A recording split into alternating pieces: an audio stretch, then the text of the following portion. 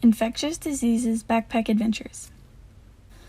Summer felt her eyelids getting heavy as she tried to make out the graph on the board at the front of the classroom. It was their last class before finals, and Miss McCarthy was showing them how to visualize data, a skill Summer needed to ace her final exam. Summer shook her head to wake herself up. "Come on, Summer. Finish this semester strong." She glanced at the desk to her right. Her friend's eyes were glued to the graph. Whew, Summer felt relieved. KT would never let me hear the end of it if she saw me nodding off in Miss McCarthy's class. After all, Summer was the science nerd who quoted things they learned from class. She'd always dreamed of being a scientist ever since she was a little girl and was diagnosed with a rare disorder that confined her to a wheelchair. She wanted to be able to discover cures to diseases such as hers. Summer shifted in her chair and forced herself to sit up straight. She was exhausted after taking care of her new pit bull puppy, Jenner. She had to walk him, feed him, bathe him, and clean up after him. It seemed like every time she turned around, Jenner was chewing up a shoe or knocking down a picture frame. Jenner's already getting so big, Summer thought while rubbing her temples. He's only 4 months old, but he's already 20 pounds. Soon he'll be 50 pounds, but hopefully he'll be trained by then. Summer sighed, knowing her dreams of Jenner being her service dog were very far away. Finals, on the other hand, were just around the corner. Summer widened her eyes to keep them from closing as she fixated on the material for their final exam, the last hurdle before summer vacation. Just as she felt her eyelids getting heavy again, the bell rang and her thoughts immediately snapped to Jenner, waiting for her at home. Summer unlocked the front door, imagining Jenner's tail whipping back and forth when he saw her. She opened the door and paused for a moment, listening for the sounds of his paws across the floor. Silence. Mom must have taken him out already. She closed the front door and wheeled past Jenner's empty kennel. His breakfast lay untouched in his bowl. That's weird, she thought. Jenner loves his food. Speaking of food, I need a snack. Summer turned into the kitchen and groaned at what she saw. Jenner got dirty again? Her mother was bathing Jenner in the largest bucket she had ever seen. His sad eyes looked up at her, his face covered in suds. "He vomited in the kennel," her mother said, passing her a washcloth. "I can't tell if he's sick or if he just got into something he shouldn't have." She turned off the water, and Jenner just sat in the dirty water, motionless. "He's been unusually calm all day, and he didn't eat his breakfast. We should take him to the vet." Summer thought she heard concern in her mother's voice, but she brushed it off. She was excited to see Dr. Variola, Jenner's veterinarian. "Last time I was there, I got to run Jenner's blood test," Summer thought, beaming at the experience. All she did was press a few buttons, but it made her feel like a scientist. At the animal clinic, Dr. Variola ran another blood test to figure out what was wrong with Jenner. Dr. Variola brought the results into the exam room, carrying the iPad with Jenner's records on it.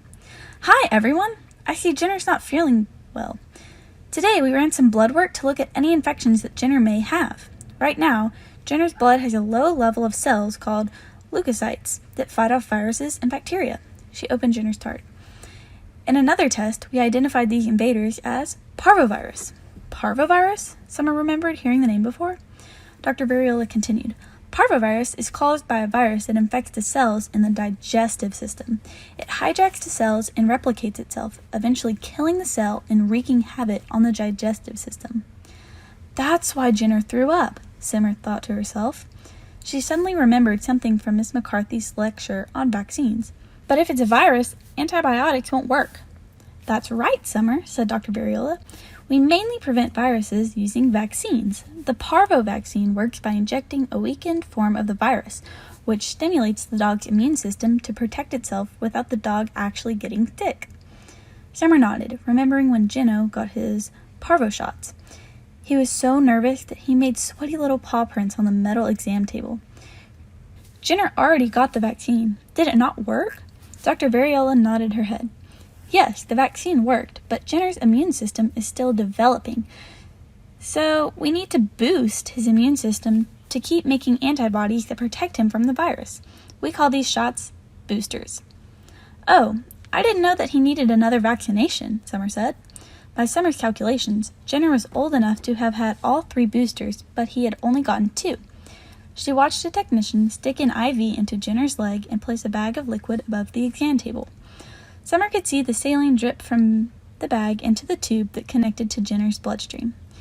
Jenner needs IV fluids to restore his water and electrolyte balance. We'll need to keep him here, at the hospital, until his immune system is strong enough to fight the virus, Dr. Variola explained. Parvo is highly contagious, which is why we advised against any contact with other dogs until all of the boosters have been given. Summer nodded along. Summer had been very careful to keep Jenner away from other dogs until he got all his vaccines. She then remembered something that made her groan for the second time today. Oh no! Everyone turned to look at her. Dr. Variola, her mother, the technician, and even Jenner. Jenner ran away to the dog park last week, she admitted with a sigh. He dug a hole under the back fence and escaped. I found him at the park, but he was there a whole hour before I caught up with him. Summer racked her brain, trying to remember which dog she'd seen that day. Jenner was now shivering from the IV fluids. He looked so pathetic, Summer thought, feeling badly for him. Summer sat in the car, her thoughts stuck on Jenner. She reflected on Dr. Variola's words. Jenner was fighting a very serious illness. As her feelings of pity and sadness started to wear off, Summer began to feel anger bubbling. Mom, who could have let their dogs go to the park without getting them vaccinated? If they had just vaccinated their dog, Jenner wouldn't be sick, Summer exclaimed. Well, Summer, some people don't have the time or money to take their pets to the vet. And other people don't know that vaccines are important and needed, her mom explained. I can't believe that. I want to know who gave Jenner Parvo. Can I go to the park and ask other people if their dogs are sick? Okay, I'll check out the dog park's Facebook page when we get home. They usually post their weekly meetup time, her mom replied. Summer was rolling down the sidewalk, her mom walking next to her. She loved the warm feeling of the sun on her arms. I can't wait for summers to start. They turned the corner and saw the dog park across the street. Yes, there's a lot of dogs here. I even recognized some dogs from the time Jenner escaped. Summer and her mom entered the dog park, and some of the dog owners walked over to meet them at the gate. Summer's mom had posted on the Facebook page explaining Jenner's illness and Summer's wish to find out how Jenner had gotten Parvo. They all knew that Summer would be asking them questions about their dog's health. Summer quickly rehearsed the questions in her head. Did your dog receive the parvovirus vaccine as a puppy? Are they up to date on their vaccines? Over the past week, has your dog experienced any symptoms such as lethargy, vomiting, diarrhea, loss of appetite, dehydration, or fever? She took a deep breath, preparing herself for the onslaught of interviewing, and then rolled over to the group. Summer and her mom were on their way back home. The questioning seemed to go by in a blur, face after face and question after question. Summer reflected on her results. Some frequent visitors of the dog park were missing, and their dogs were sick. And the healthy dogs at the park had all been vaccinated, with all their booster shots. Summer had asked her mom to message the missing people and set up a group chat for Summer to ask them questions. They soon arrived back at the house, and Summer headed to the computer to type a message to send to the missing people. She finally composed the perfect message. Hello, my name's Summer. My dog Jenner got Parvo, and I'm trying to collect data about which dogs in our neighborhood are vaccinated and which dogs have been sick recently. Do you mind if I ask a few questions? Slowly, the responses began to trickle in. Yes, yeah, sure, no problem. Summer sent the questions. First, what's your name and your dog's name? Second, was your dog vaccinated as a puppy, and are they up to date on their vaccinations? Finally, has your dog been sick recently? One person said, my name's Molly, and my dog's name is Gallop. He's still a puppy, and he hasn't been vaccinated yet. He got sick 3 days ago. He started vomiting and having diarrhea. We took him to the vet, and the vet kept him for a few days. He came home yesterday, and he's almost back to normal. 2 other people's responses were similar. Angelica's dog was named Luna, and Luna got sick 4 days ago. Luna had not been vaccinated, and they were still at the vet's office. Jasmine's dog, named Lulu, was vaccinated but got sick 4 days ago. Lulu's still at the vet's office, and she's slowly recovering. One dog, named Einstein, seemed to be the outlier. He got sick 2 weeks ago and was not vaccinated. Einstein was the first dog to get sick, and Marty, Einstein's owner, said that their veterinarian confirmed that Einstein had Parvo. Einstein had been sick for 7 days. The veterinarian had tried everything they could, but Einstein didn't make it. He had always been sick as a puppy and didn't have a strong immune system.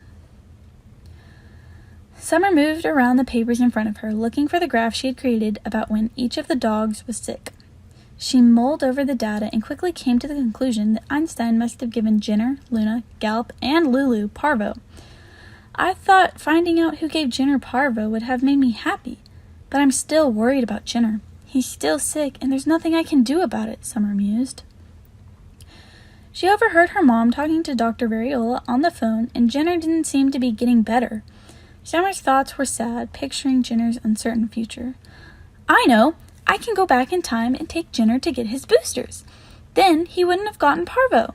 She quickly texted Jace, explaining Jenner's situation and her idea. She asked him to bring over the backpack that housed the microprocessor that allowed them to travel in time. Shortly after, Jace arrived at her house. Hey, Summer, Jace said, his eyes brimming with compassion. Do you want me to come with you? This is more important than my brother's friend's birthday party. Jace leaned over and gave Summer a hug. Summer smiled at Jace, trying to reassure him. No, it'll be okay. It's just a quick trip. Okay, Jace smiled back. Be safe. He turned around and walked away from her house.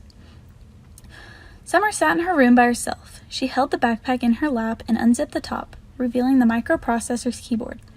She placed her fingers on the escape, tab, and caps lock keys, readying herself for the familiar tug around her navel. She squeezed her eyes shut and whispered aloud, Mission accepted. Let's do this. On the count of 3, she pressed the key combination, and then the feeling of free falling overcame her.